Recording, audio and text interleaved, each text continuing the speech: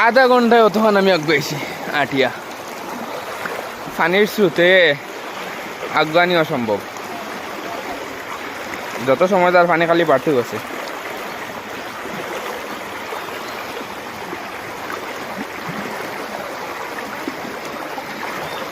মানুষে লাঠি বাঁশ দি বেড়া দি বইয়া নিয়া মানুষ পার করা